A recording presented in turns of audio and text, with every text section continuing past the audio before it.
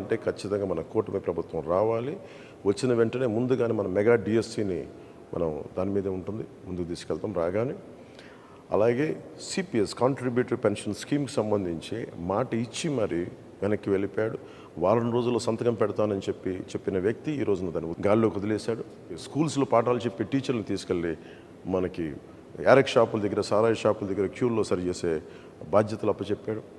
ఇది వారిని మన గురు బ్రహ్మ, గురు విష్ణు, గురు దేవ మహేశ్వర అని చెప్పి మనం గురువుని ప్రార్థించుకునే పరిస్థితుల్లో తీసుకొచ్చి మద్యం షాపుల దగ్గర పనిచేసే విధంగా ఈ ప్రభుత్వం గురువులను అవమానం చేసింది. ఉద్యోగులకి సిపిఎస్ ఇవ్వలేదు. వీటన్నిటిని దృష్టిలో పెట్టుకొని నేను గురువులకి గౌరవం ఇచ్చేలాగా, వారికి వేతనం సకాలంలో అందేలాగా, అలాగే సిపిఎస్ నేను ఉమ్మడి ఆంధ్రప్రదేశ్ మాజీ ప్రభుత్వ ఉద్యోగ కొడుగ్గా నాకు కష్ట నష్టాలు తెలుసు. ఈ రోజుకి మా అమ్మకి మా నాన్నగారి పెన్షన్ అందుతూ ఉంటుంది. దానికి తాలూకా కష్టం తెలుసు నాకు. అలాంటిది కాంట్రిబ్యూటరీ పెన్షన్ స్కీమ్ పదవి విరమణ చేసిన ఉద్యోగులందరికీ కూడా సంవత్సరం లోపు నేను మీకు మాటిస్తున్నాను.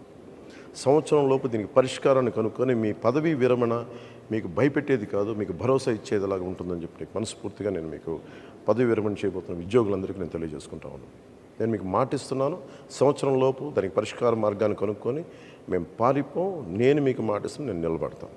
అలాగే సాగునీరు, మనకి ఇన్ని ప్రాజెక్టులు ఉన్నాయి. ఈరోజు మెగా ప్రాజెక్టులు